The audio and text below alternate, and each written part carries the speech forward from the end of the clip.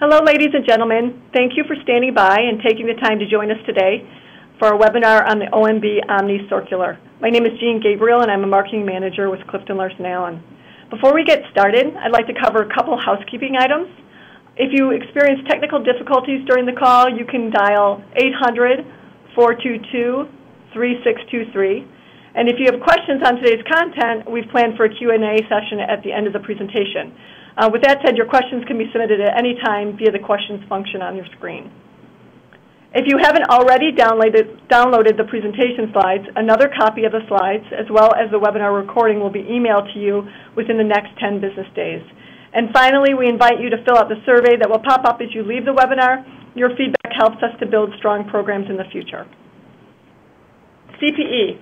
If you'd like CPE for today's session, there are two requirements you need to be aware of. One, you are required to respond to the polling questions throughout the presentation. Two, if you are in a group setting, you must complete the CPE sign-in sheet, including the attendance monitor signature, and return it to me within the next 2 business days. You should have received an email from me yesterday with the attachment of the sign-in sheet. If you need another copy of that form, feel free to contact me. My email address is on the screen.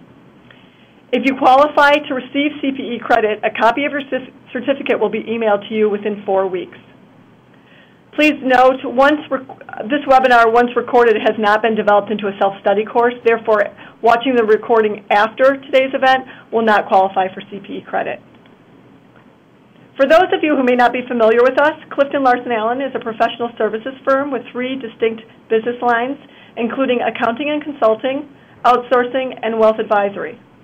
Nearly 40% of CLA's practice is dedicated to serving the public sector, that is, state and local government entities, higher education institutions, and nonprofit organizations, with our nonprofit group alone serving over 6,000 clients across the country.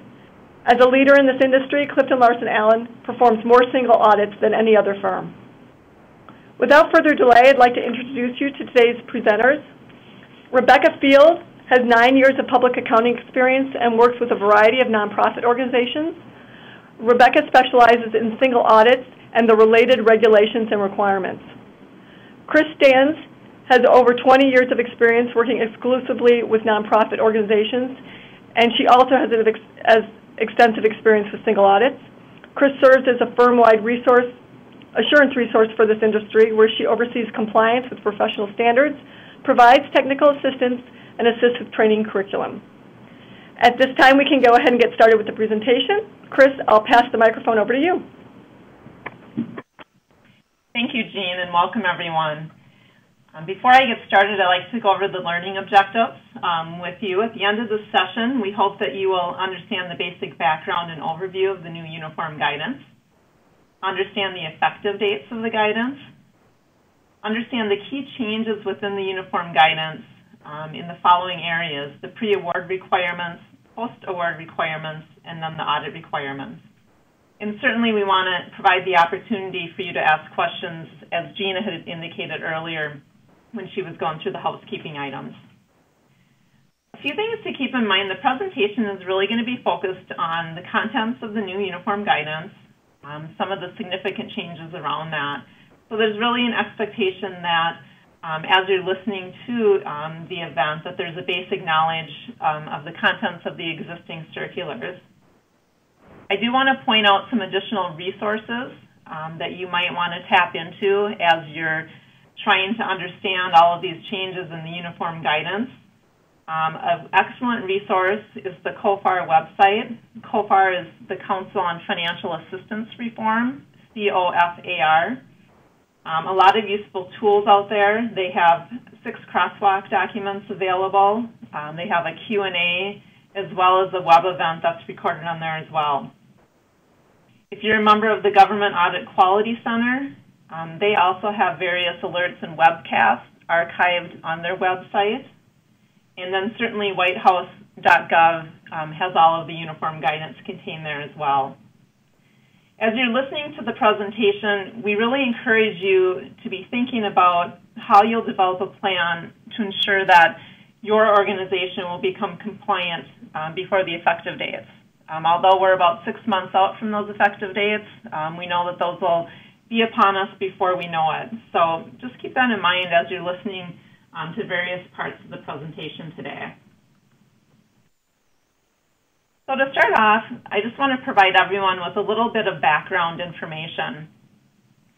So Executive Order 13520, dated November 23, 2009, along with the Presidential Memorandum that was dated February 28, 2011, were really kind of the beginnings of this uniform guidance reform.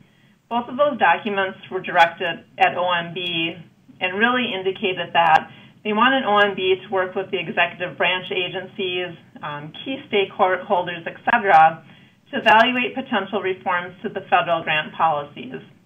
And really the purpose was to be able to align administrative requirements and better address ongoing and emerging risks and program outcomes. And certainly, eliminating waste, promoting more flexibility and efficiency in how some of these programs and agencies operated. In October 2011, the Council on Financial Assistance Reform was established, and they were really the council that was essentially involved in developing the uniform guidance that's out there today. COFAR includes representatives from 8 of the largest federal grant-making agencies and 1 rotating small grant-making agency, and they also received input from various other federal grant-making agencies. And they essentially are the group that proposed the reform to the OMB. The proposed guidance was issued February 1st, 2013, and the final guidance was issued December 26th of 2013, so just about 6 months ago. There was more than 300 public comments that were received on both the advance notice as well as the proposed guidance, and COFAR did a good job of integrating many of those comments either into the final guidance or they addressed those comments in their Q&A that I had indicated is available on their website.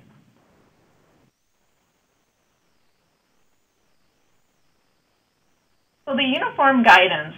The uniform guidance is referred to as the Uniform Administrative Requirements, Cost Principles, and Audit Requirements for Federal Awards.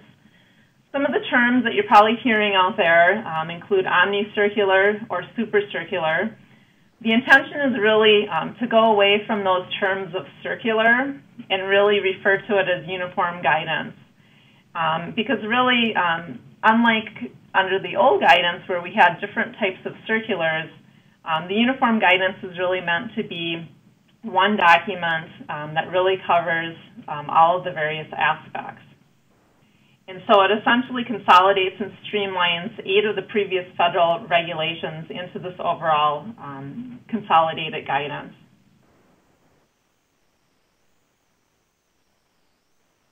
On this slide, you'll see, first of all, a list of the previous guidance. So cost circulars that you might be familiar with, A133, the single audit guidance, some of the uniform administrative requirements, and so forth. Now, the new guidance is actually established into 6 subparts, and they're listed here on this slide. So subpart A covers the acronyms and definitions, and then subpart B is going to include really the purpose of the guidance, what its applicability is, as well as the effective dates. Subpart C, which is titled the Pre-Federal Award Requirements, this is going to cover all of the administrative requirements that are directed primarily at the federal agencies. So this is going to include such things as pre-award activities and requirements that the federal agencies need to follow related to the contents of the federal awards. Subpart D, the post-federal award requirements, is really covering the administrative requirements that will be the areas of focus for those that are receiving the grant awards, for many of you that are likely on the call today. And so this is really going to include such things as procurement, internal control, as well as subrecipient monitoring and those types of things. And then subpart E is going to cover the cost principles, and then lastly, subpart F will cover the audit requirements.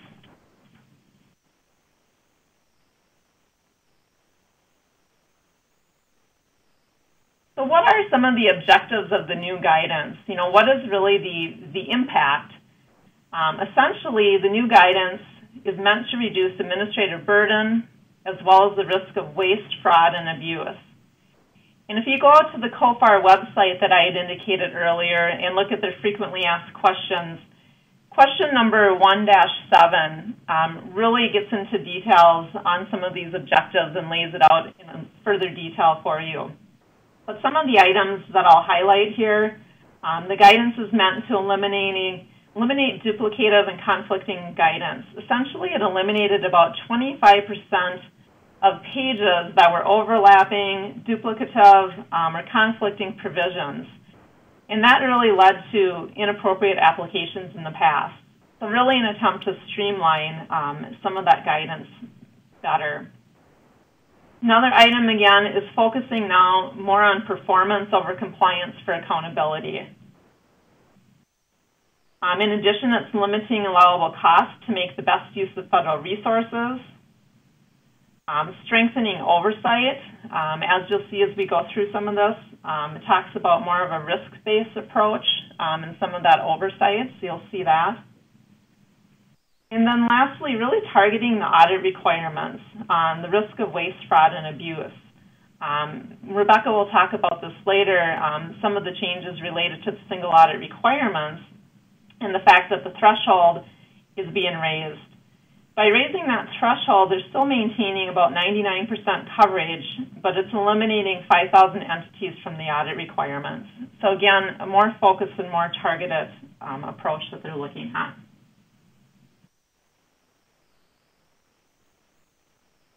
So what are the effective dates? There's a few different dates that you'll want to be aware of as you're looking forward in implementing some of this guidance.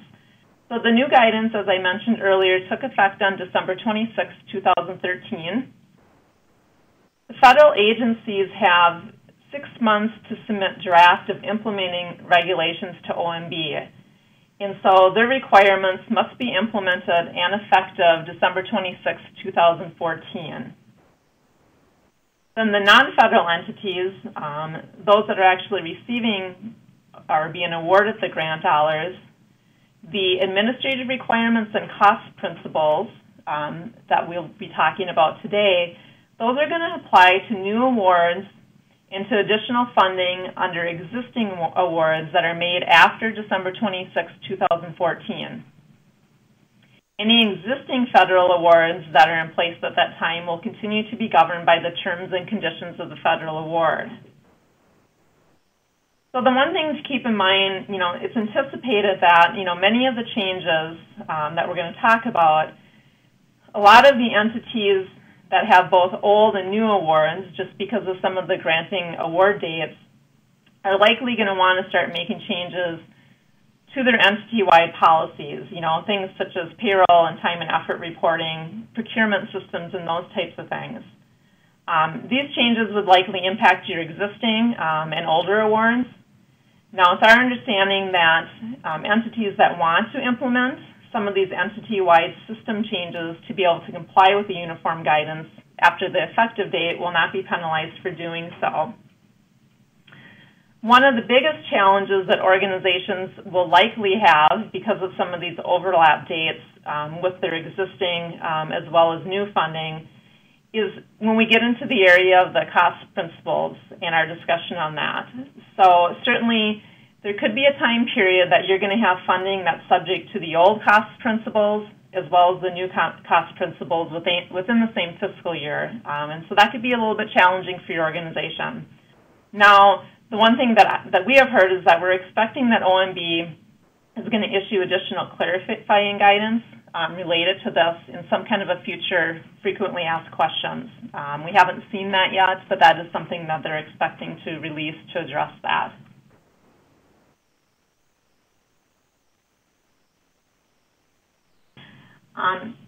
Subpart F outlines the effective date for the audit requirements.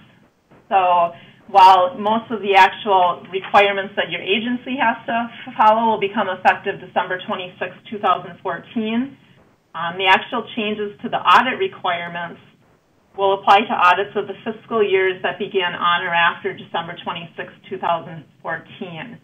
So if you're a December 31st year end, your audit for December 31st, 2015 will be the first year that the changes come into play for that.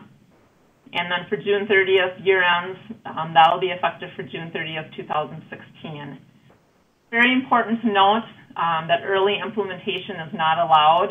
So if you think that, oh great, we only have a small amount of federal dollars, so hopefully we don't have to have a single audit this year, you're not allowed to early implement that piece of it.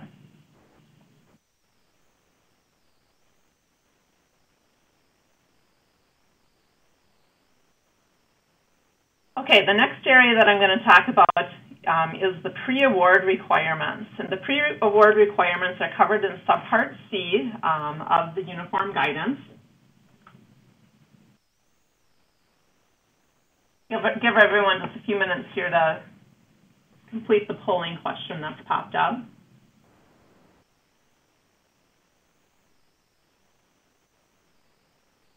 So Section 202.203 really talks about the grant awarding process and some of the pre-award requirements. Should be noted that the Notice of Funding Opportunities must be posted on an OMB designated government website. And our understanding is that it will also be announced on usaspending.gov.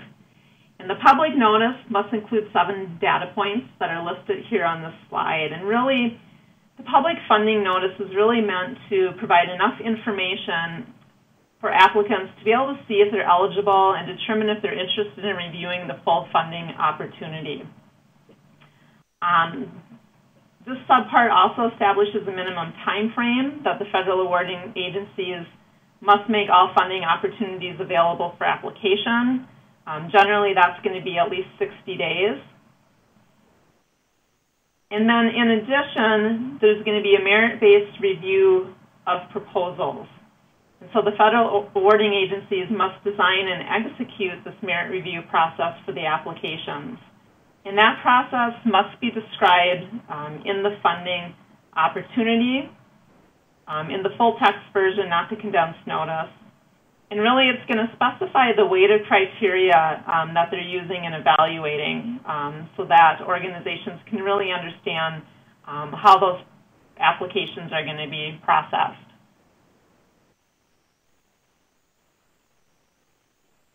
This slide lays out the risk analysis of potential grantees. Again, the risk analysis is required prior to making the awards, and so this lists some of the different factors that could be used by the federal awarding agency in that risk analysis.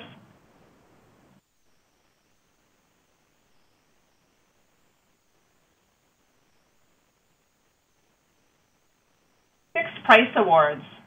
Section 200.201 of this subpart incorporates new coverage on fixed price awards. Fixed price awards cannot be more than the simplified acquisition threshold, which is currently $150,000.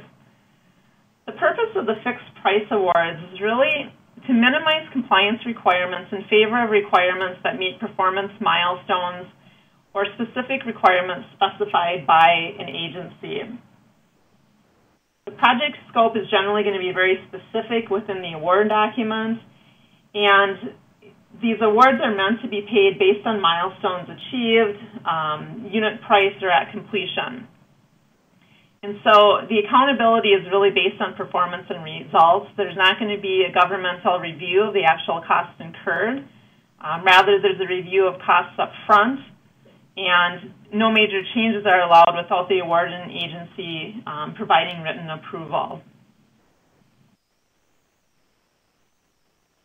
At the end of the project, the entity must provide written assurance that the project was completed or level of effort expended.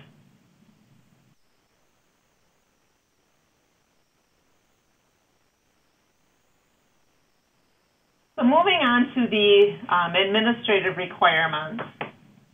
Again, take a moment to look at the polling question on the screen. In terms of the administrative requirements, they're covered in Subpart D. And the administrative requirements were previously covered under A110 if you were a higher education institution, a hospital, or a nonprofit. A102 if you were a state or local government, and then A89, the Catalog of Federal Domestic Assistance, also covered some of these items. The new requirements are now all covered under Subpart D.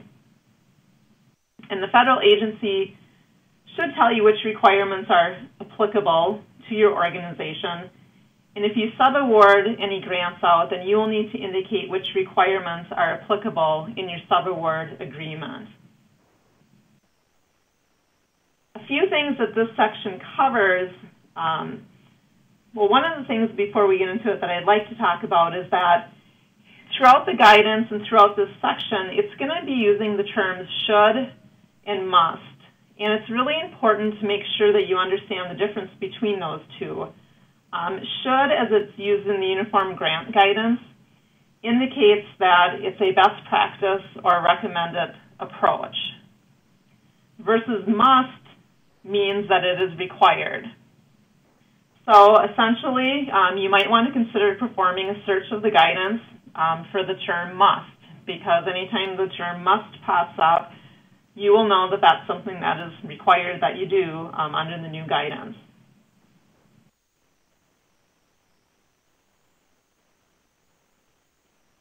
Some of the new requirements in the administrative section, first of all, there's some integrity rules, mandatory disclosure of all violations of federal criminal law involving fraud, bribery, or gratuity violations that are potentially affecting the federal award. Failure to disclose these items could result in suspension or debarment. Conflict of interest. Non-federal entities must maintain conflict of interest policies to protect the integrity of the federal awards. And in addition, you must also disclose in writing any potential conflict of interest to the federal awarding agency or the pass-through entity. The federal award will specify possible conflicts of interest in the funding opportunity tailored to that specific program. So you need to be aware of that, and you need to be able to disclose any conflicts of interest through the pre-award process, and then the agencies will assess that through the risk assessment.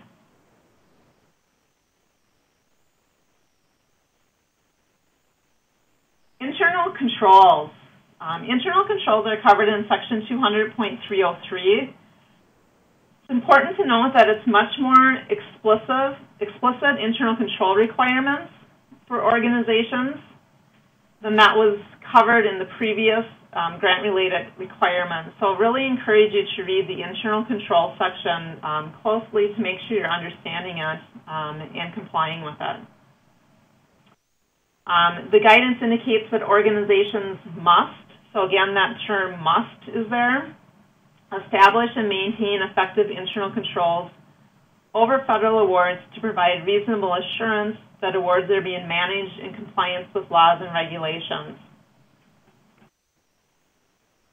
In addition, you must evaluate and monitor the compliance and take prompt action on any audit findings that are coming up through the audit process.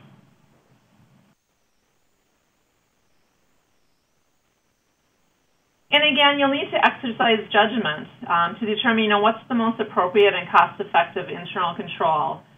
Now, within the uniform guidance, they do provide some best practice guidance, and that's referring to COSO, the internal control framework that was issued by COSO, as well as the Green Book, which is Standards for Internal Control in the Federal Government. So again, keeping in mind, I know there was some confusion early on that organizations felt that they had to comply with all of the items in these two documents, but really it's meant to be best practice guidance for organizations to use in developing the internal controls, over their compliance.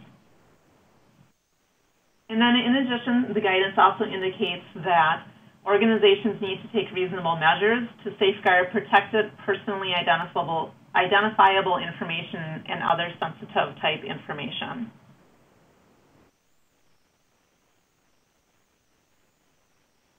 Procurement.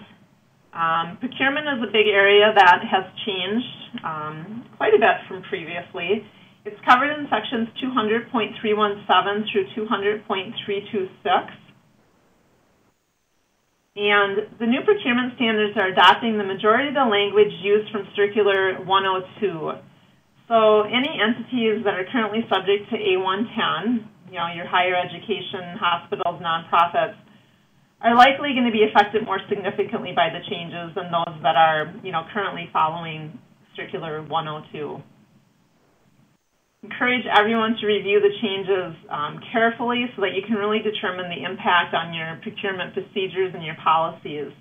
The guidance expanded from 4.5 pages previously to 7 pages under the new guidance. So quite a few changes made there. Your procurement records should include the following items, should include rationale for procurement, selection of contract type, contractor selection or rejection, as well as the basis for the contract price.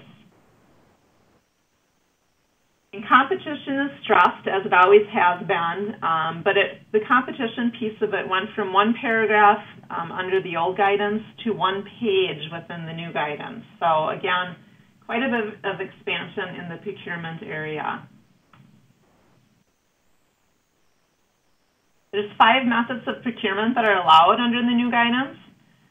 The first one, procurement by micro purchase. This is for purchases that are less than $3,000. This is a new method.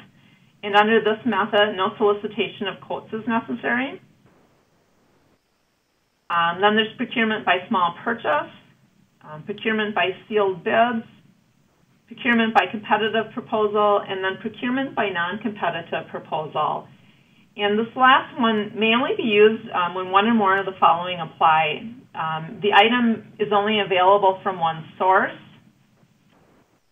The public exigency or emergency for the requirements will not permit a delay resulting from competitive solicitation. Federal awarding agency expressly authorizes this method in a response to a written request from an organization. Or after a solicitation of a number of requests, it's basically determined that competition is determined to be inadequate.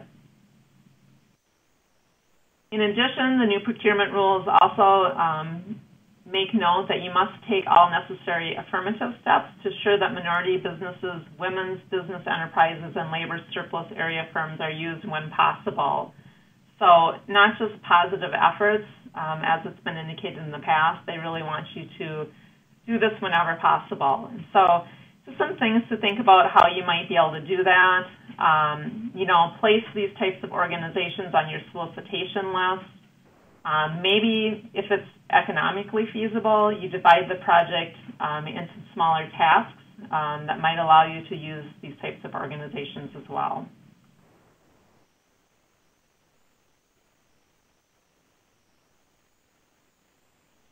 A cost or price analysis is only required when the purchase is in excess of the simplified acquisition threshold, which is currently at $150,000.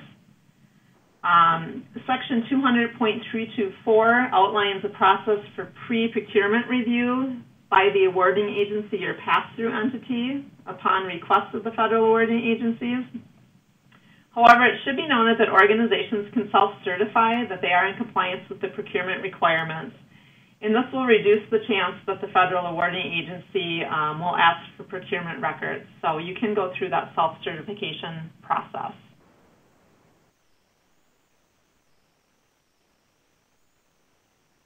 Performance reporting is an area of focus through the new uniform guidance. And certainly a comparison of actual accomplishments to the objectives. They really want to know what are the results of adhering to the grant and administering the grant? And if the established goals weren't met, what were the reasons that those goals weren't met? And anytime that info can be quantified through this process, the government would prefer that. Maybe the cost per unit, it costs $1,000 to provide services to 100 participants, those types of things. I mean, really looking for those types of items through the performance reporting.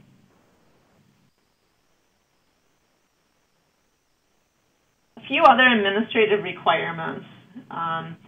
Cost sharing may only be considered when required by regulation and transparent in the notice of funding opportunity. So the valuation of cost sharing remains largely unchanged from how it's currently written in Circular A110. Subrecipient monitoring is a big area that requires greater responsibilities for the pass-through entities, likely greater than what's been seen before.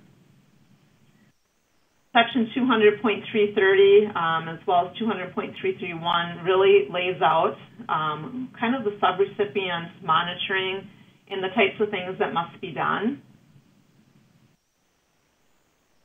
So the monitoring must include reviewing financial and programmatic reports, following up and ensuring timely and appropriate action on deficiencies, and issuing a management decision for audit findings. Now, these aren't necessarily new requirements. They are similar to what was under A133. However, keep in mind the term must is included here versus should. So these are the types of things that you must comply with if you are passing through awards to subrecipients. You're suggested to do a risk assessment to determine the appropriate subrecipient monitoring. Risk factors to consider might be prior experience that organization has with same or similar subawards, results of their previous audits, new or substantially changed, personnel or systems at the organization, and also the extent and results of federal awarding agency monitoring.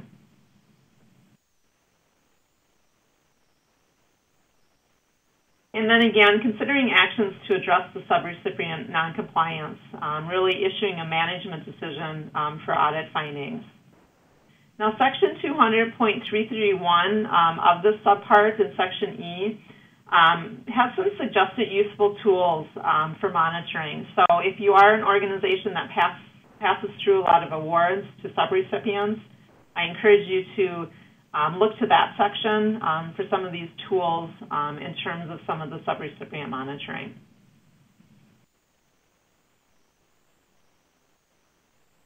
So with that, a polling question will come up, and I am going to turn it over to Rebecca to take it from here. Thanks, Chris.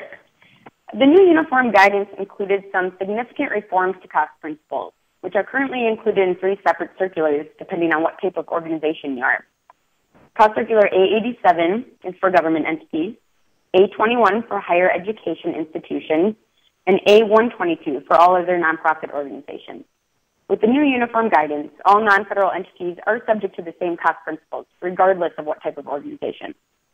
If you remember from an earlier slide that Chris covered, consistent and transparent treatment of costs was one of the objectives of the uniform guidance.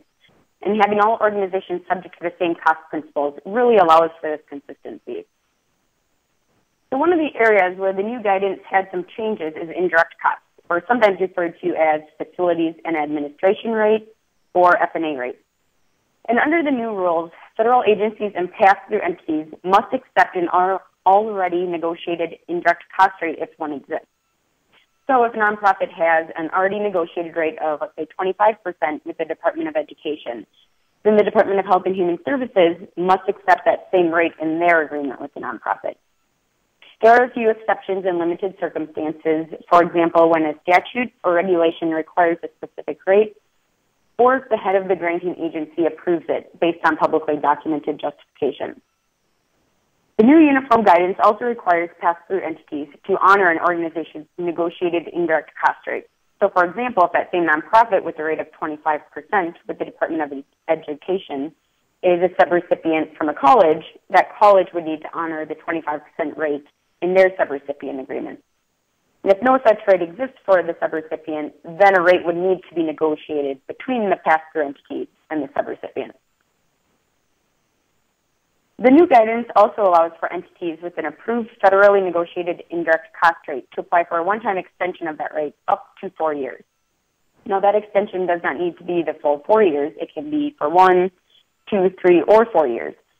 If an entity applies for the extension, they can be granted it without further negotiation. This extension can only be used if there have been no major changes to the indirect cost pool and activities of that organization. The extension is subject to the review and approval of the organization's cognizant agency for indirect costs. And once they apply for and receive an approval of an extension, the organization may not renegotiate until the extension period ends. At the end of the extension, the entity must then reapply to negotiate a new rate. Now, I was presenting this topic a little while ago, and I had someone ask why an organization would ever choose to take the extension and lock themselves into that rate. And really, it comes down to one of the objectives of the uniform guidance, which was to relieve administrative burden as much as possible. This extension is really aimed at those small organizations who do not change up their activities, who have limited personnel and resources, and it relieves them of that time and effort it takes to renegotiate that indirect cost rate, when the actual change from year to year would probably be so minimal. The new guidance also allows for non-federal entities that do not have a federally negotiated indirect cost rate to use a de minimis rate of 10%. And if this option is used, then the non-federal entity must use that de minimis rate of 10% on all of its awards until the entity decides to get a negotiated rate, which it may do at any point in time.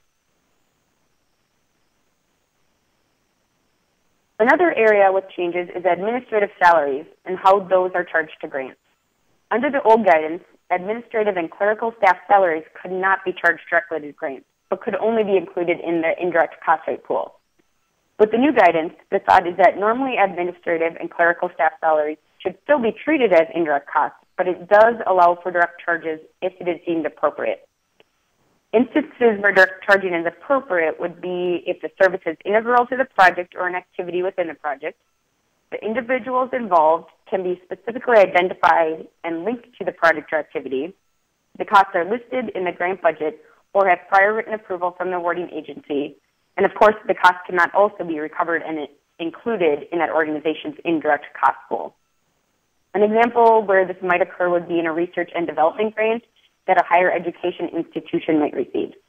Generally, if a principal investigator or PI, executive assistant, for example, may be included in the indirect cost rate pool, as he or she generally does not do work specific to the grant. However, if there are circumstances where the assistant is not in the indirect cost rate pool, but does work specifically on the grant and approval from the awarding agency is received, then that time spent by the assistant can be charged to the grant as a direct cost. Now, the area that had the most significant changes is time and effort reporting. Depending on what type of non-federal entity you are, you currently would follow the cost circular applicable to your type of organization. And this is another area where there is now more consistent treatment of costs. Under the new guidance, all three types of non-federal entities, so nonprofit organizations, higher education institutions, and government organizations, all follow the same requirement for time and effort reporting. The new uniform guidance allows for alternatives to the current reporting requirements, which, as most of you would probably agree, are pretty stringent and detailed in their requirements. The new guidance is less prescriptive on what documentation is necessary and places more emphasis on internal control. This is an area where it is very important to have a good internal control structure in place to support your time and effort reporting process. The changes that were made by the OMB were aimed at reducing the administrative burden of documenting time and effort that comes with the current requirements.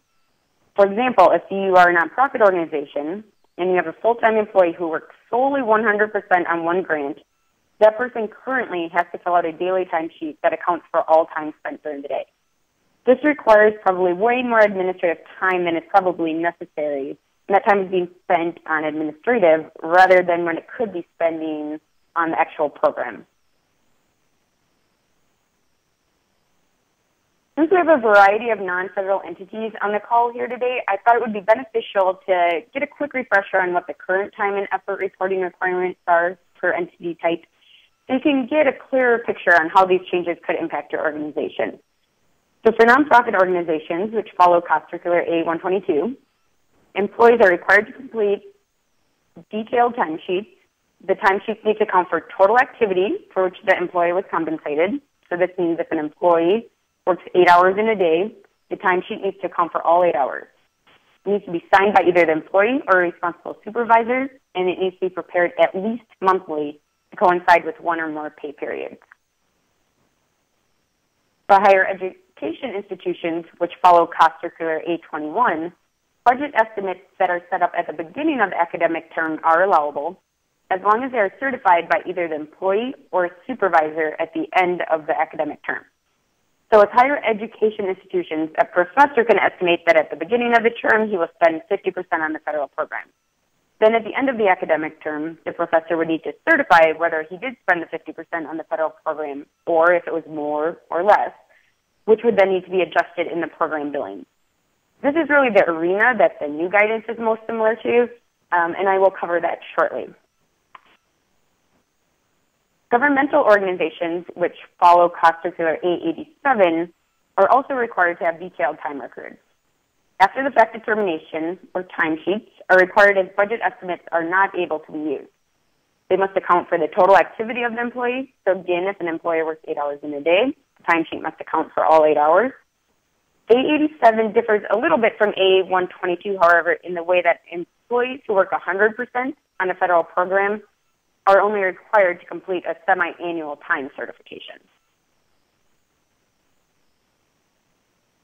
With the new guidance, the requirements for time and effort reporting are a bit less detailed depending on which cost circular you currently follow. With the new guidance, it states that charges to federal awards for salaries and wages must be based on records that accurately reflect the work performed. And these records must be supported by a system of internal control which provides reasonable assurance that the charges are accurate, allowable, and properly allocated. The records must also reasonably reflect the total activity for which the employee is compensated by the non-federal entity and should not exceed 100% of total compensated activities of that employee. The records must comply with the established accounting policies and practices of the non-federal entity. So if it is organizational policy to have employees fill out weekly timesheets, then these employees do not get a pass on that just because they are working on the federal program, which will no longer require those timesheets.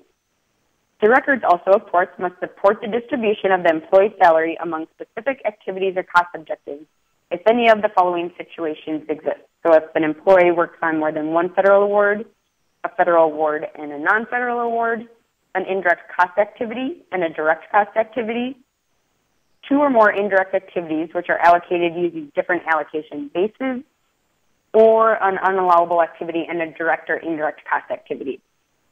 So essentially, there needs to be a system where the employee can reasonably and accurately allocate what time was spent on the federal program to support those charges to the program.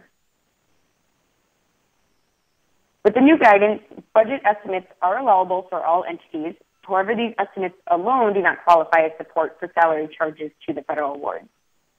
These estimates are determined before services are performed and may be used for interim accounting purposes. However, there needs to be a system in place that can support that the estimates produce reasonable approximations of the activity actually performed. So there needs to be a basis behind what the employees are initially estimating their time on. Also, significant changes in the work activity need to be identified and entered into the accounting and program records in a timely manner. The guidance does state that short-term fluctuations, for example, 1 or 2 months between workload categories, need not be considered as long as the distribution of salaries and wages is reasonable over the longer term and charged appropriately to the program. And additionally, the organization's system of internal controls needs to include a process to review, after the services were performed, whether the estimates were reasonable. And all necessary adjustments must be made so that the final amount charged to the federal award is accurate, allowable, and properly allocated. And organizations should keep the proper documentation to support these after-the-fact reviews and employee certifications of the estimates in the event that the federal agency might request them or for support during a single audit. Records do not need to necessarily be quantified in hours, as it is acceptable to reflect categories of activities as a percentage distribution of total activities. So, for example, if an organization chooses to use budget estimates, and if an employee estimates that she will spend 25%, let's say on program A, 25% on program B, and her remaining 50% on other non-federal activities, the organization can charge her salary to those two programs based on that estimate, as long as the employee is certifying at the end of the period that she did, in fact, spend that amount of time on the program. She decides at the end of the period that she spent 30% on program A, 20% on program B, and the remaining 50% on other non-federal activities. Then the organization needs to ensure that they are correcting those charges for the period and that the federal program reimbursement requests are being adjusted appropriately. The new guidance does state that for a non-federal entity where the records do not meet the standards that I just discussed, the federal government may require personnel activity reports, including prescribed certifications or equivalent documentation. And additionally, the new guidance states that cognizant agencies for indirect costs are encouraged to approve alternative proposals based on outcomes and milestones for program performance where these are clearly documented. And when these are approved by the federal cognizant agency, these plans are acceptable as an alternative to the requirements of having records that I just described. The federal awards of similar purpose activity, for instances of approved blended funding, a non-federal entity may submit performance plans that incorporate funds from multiple federal awards and account for their combined use based on performance-oriented metrics, provided that such plans are approved in advance by all of the involved federal awarding agencies. So the new guidance allows for a few alternatives to the time and effort report. Again, trying to reduce the unnecessary administrative burden on organizations, as well as focus more on the performance outcomes of the program. Now, one thing that I have been suggesting to my clients is that if you have a good system of timekeeping for your employees who work on federal programs, and if it is not too cumbersome on them, consider keeping that system in place. The unknown in this new guidance is what the OMB and federal awarding agencies will consider to be reasonable assurance that the charges are accurate, allowable, and properly allocated. We know that they are okay with the current regulations. So again, if you have a good system and it's working for your organization, I highly consider keeping that rather than letting the timekeeping records become more lax, just because the new guidance is requiring less detail than before. There's a slight change in the definition of supplies in the new uniform guidance. It states that if the acquisition cost of computer equipment is lesser of the capitalization policy of the organization, or $5,000, it should be considered a supply. And this is regardless of the length of the device's useful life. So if an organization's capitalization policy is $1,000 and they purchase a laptop with grant funds for $2,000, the laptop should still be capitalized. However, if the organization's capitalization policy is $3,000, then that laptop should be considered a supply and not capitalized. Also, computer equipment can now be charged as a direct cost if it is essential, able to be allocated to the federal award, and assist in the performance of that award.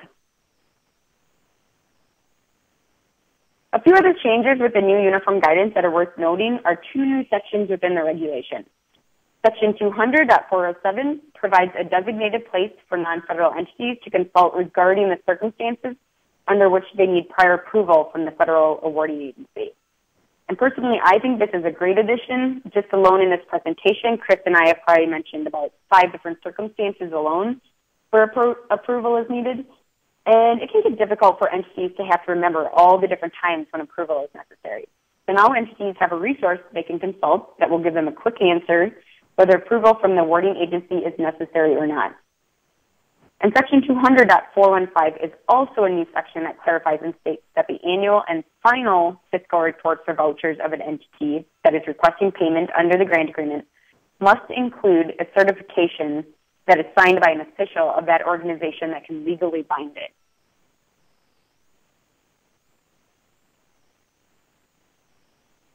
Right. Before I start talking about the changes in the audit requirements, we'll have another quick polling question pop up for you to answer.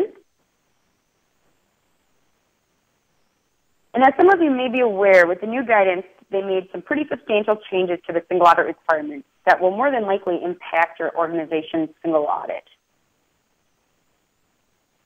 With the uniform guidance, the threshold for needing a single audit was raised from $500,000 to $750,000. And there was a statistic out there that showed that with the increase to the audit threshold, approximately 99% of all federal funding would still be subject to single audits. However, it would relieve approximately 5,000 non-federal entities of needing to have a single audit performed on their federal grants. The raising the threshold was really part of that effort to reduce administrative burden, waste, fraud, and abuse. And when auditors are determining which programs or grants they will need to test during a single audit, they need to assess each of the programs and label them as either Type A or Type B.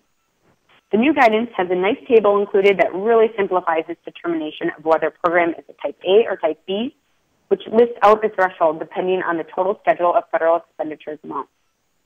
So for a typical organization that has expenditures below $25 million, the current threshold for a type A program is $300,000. With the new guidance, this is increased to $750,000. And again, for a typical organization with expenditures under that $25 million, the current threshold for a type B program is $100,000. And with the new guidance, this changes to 25% of the type A threshold, which would be $187,500. These thresholds increase as the total schedule of federal expenditures amount increases. The new uniform guidance also has some changes to what type A programs are considered high risk. High-risk type A programs are necessary to test, so these changes will have an impact on your single audit. Currently, there are 7 factors that could cause your type A programs to be considered high risk. With the new guidance, there are only 3 situations where a type A program would need to be considered high risk. And those are if there was a material weakness in internal control over compliance in the last audit period. Currently, it is if there was a material weakness or a significant deficiency. If there was a modified opinion over compliance on the program, then a program is high risk. Or if the reported known or likely question costs exceeded 5% of total program expenditures. Rules around high-risk fees that are required to be tested have also changed. Currently, auditors have 2 options to choose from in determining the number of possible high-risk fees. With the new guidance, auditors only have 1 option, and that is that they are not required to identify more than at least 1/4 of the number of low-risk type A's. Now, I know that wording sounds a bit funny. The federal government doesn't allow for rounding down, so they always require us to round up. So, for example, if you have 9 low-risk type A programs, the auditor is not required to identify more than 3 high-risk type B programs. In order for an auditee to be considered low-risk, the new guidance stipulates that along with all of the current requirements that need to be in place for an auditee to be considered low-risk, that the auditor's report in the previous audit period did not include a going concern. It also states that the audit team must have received unmodified opinions on all of its major programs tested. The percentage of total CFA expenditures that need to be tested depends on whether an auditee is a low-risk or a regular auditee. And currently, auditors are required to test 25% of total CFA expenditures and 50% of regular auditees. With the new guidance, auditors are required to test only 20% for low-risk auditees and 40% for regular auditees. One additional change that comes with the new guidance is the threshold for reporting known or likely question costs. Currently, auditors are required to report question costs over $10,000. With the new guidance, that threshold is raised to $25,000. The new guidance also requires that more detail is given in the report finding about the question costs. Clearly, the government is looking for more context and more information about the question costs. So again, they're really trying to focus on waste, fraud, and abuse of funds. The compliance supplement is the guidance that discusses the compliance requirements that are applicable to federal programs, and this is updated annually. Currently, there are 13 compliance requirements that may or may not be applicable to a federal program being tested under a single audit. The proposed guidance that they put out last February eliminated approximately half of the requirements and focused on only those provisions that the OMB felt eliminated waste, abuse, and fraud within the program. The final guidance that came out did not have this compliance supplement included in it, as this is published as part of a separate process. However, a draft of the 2015 compliance supplement is expected to be released in August, which will be available for comment. We're looking forward to seeing what that will entail and to give our feedback to the OMB as we relate how that proposed compliance supplement might affect our clients in their single audit.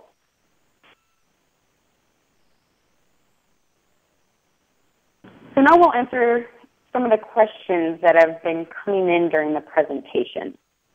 Thank you, Rebecca and Chris. I just want to say thank you for your time, and thank you to our presenters, our participants as well.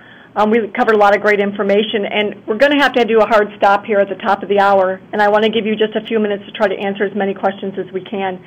But before I do that, I just want to let people know that a link to the webinar recording as well as the presentation slides will be emailed to you within 10 business days. And if you are eligible for CPE and have requested it, a copy of your CPE certificate will be emailed to you within 4 weeks. When we finish the Q&A, please stay connected until the survey appears. Once again, we'd love to have your feedback on today's session. So Rebecca and Chris, if you want to take it away and see what you can answer in the next few minutes, that would be great. Sure. Rebecca, I'll jump in on a few that I know pertain to the sections that I talked about. I know there's a few in there on time and effort reporting, so feel free to look at those while I jump in on these. One of the questions that came in, what should an entity do to show that it complies with COSO? Is the compliance checklist adequate? Keep in mind, again, that as I talked about, following COSO is really a best practice. It's not a must that you follow that. But there are different checklists that can be used. COSO provides different items. I know that Part 6 of the annual compliance supplement also contains different items related to internal control. Your auditors likely have tools themselves that they can provide to you to help you really kind of document that internal control area. In the procurement area, one of the things that was mentioned there is taking necessary affirmative steps related to minority businesses, women businesses, and then labor surplus area firms. The question came up, what is a labor surplus area firm? A labor surplus area is really defined as a government-designated town or county that's experienced severe unemployment. And so the goal is to certainly reduce unemployment in that area, and so that's how that kind of comes into play as it relates to the procurement area. Rebecca, I don't know if you want to jump in on any of the time and reporting ones. Sure, and there's actually a question here about materials and supplies, asking about what if a group of computers purchased, individually cost less than $5,000, but as a group exceed the $5,000 and must work as a system.